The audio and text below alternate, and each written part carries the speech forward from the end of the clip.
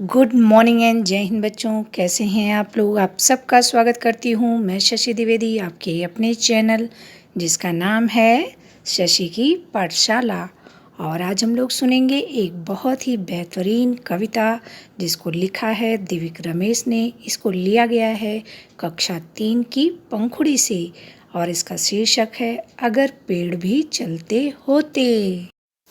अगर पेड़ भी चलते होते कितने मज़े हमारे होते। अगर पेड़ भी चलते होते कितने मज़े हमारे होते। बाँध तने में उनके रस्सी चाहे जहाँ कहीं ले जाते। अगर पेड़ भी चलते होते कितने मज़े हमारे होते। जहाँ कहीं भी धूप सताती उनके नीचे हम छिप जाते। जहाँ कहीं भी धूप सताती उनके नीचे हम छिप जाते। अगर पेड़ भी चलते होते कितने मज़े हमारे होते। जहाँ कहीं भी धूप सताती उनके नीचे हम छिप जाती। भूख सताती अगर अचानक तोड़ मधुर फल उनके खाते। भूख सताती अगर अचानक तोड़ मधुर फल उनके खाते। अगर पेड़ भी चलते होते कितने मज़े हमारे होते। भूख सताती अगर अचानक तोड़ मधुर फल उनके खाते। अगर पेड़ भी चलते होते।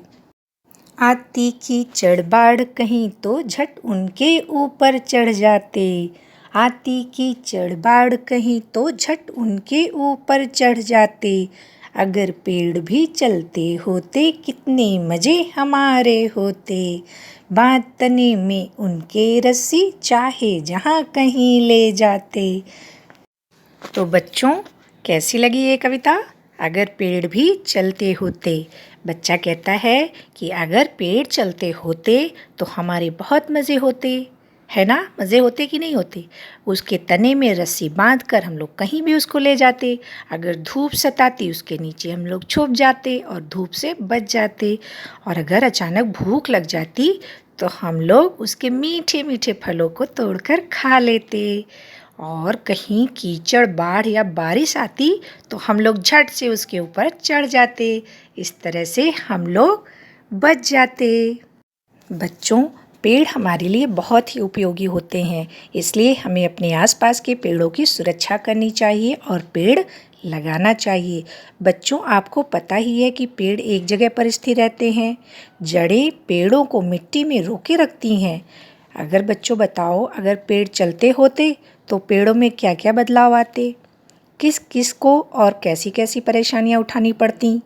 बच्चों, वृक्ष हमारे लिए किस किस काम आते हैं और वृक्षों के प्रति हमें कैसा व्यवहार करना चाहिए। तो बच्चों, ये सब सोचिए और बताइए। जिन पर फल लगते हैं अपने आसपास के उन पेड़ों के नाम बताइए और जिन पर फल नहीं लगते हैं उनके भी नाम बताइए। बच्चों, पेड़ हमारे लिए बहुत ही उपयोगी हैं। ये हमें फल देते हैं, इनकी रेशे से हम कपड़े बनाते हैं, दवाइयाँ देते हैं और लकड़ियाँ देते हैं। सबसे बड़ी बात, ये हमें ऑक्सीजन देते हैं, प्राण वायु जिसके बिना जीवित रहना संभव नहीं है। ये हमारे पर्यावरण को शुद्ध करते हैं।